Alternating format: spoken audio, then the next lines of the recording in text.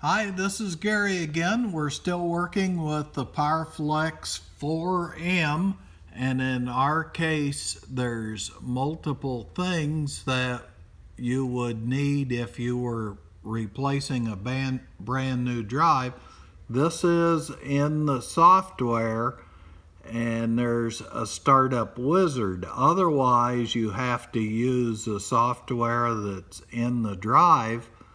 And as you can see, it is reset parameters. And so if we say yes, it's going to reset everything to factory defaults. Here's motor data. So this is data that you have to put in off of the nameplate.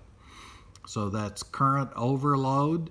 So in other words, you'd take that off of your motor nameplate. So if your nameplate says 230 volts, 10 amps, then you would put 10 amps in here.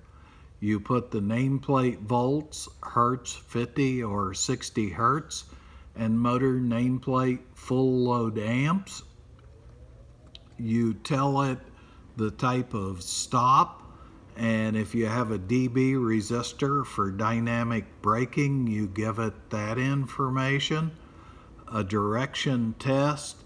These drives have a microprocessor in them, so they need to know resistance, leakage, inductance, and that type of stuff. So they calculate that because they can be run as speed regulators, current regulators. Ramp rates, it shows you what the ramp does.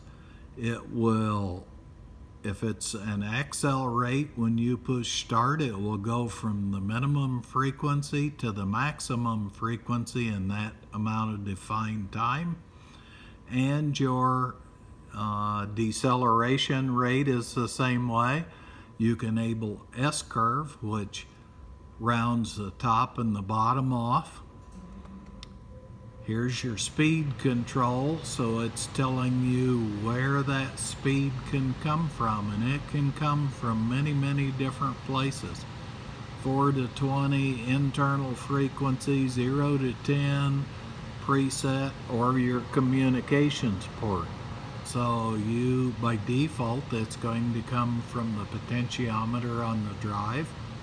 Your digital inputs, here's your terminals that tell you your stop source, and these would be where your buttons go in. And that's powered by the internal source of the drive. Here's your relay output, so it shows you the terminals that relay is. And here's all the things that can be done so that you can either put lights on it, warnings, or other things. But by default, if it's ready, here would be your interlock. And then it gives you pending changes. When you're ready to finalize your drive preparation, you would say yes, you want to send that to the drive. And also you can do a direction test because a three-phase motor can run forward or reverse. If you have a drive on it, you don't need to change the motor leads. You just change this input and say that's forward or that's reverse. So it's much easier. Thanks. Thank you for listening. Have a great day.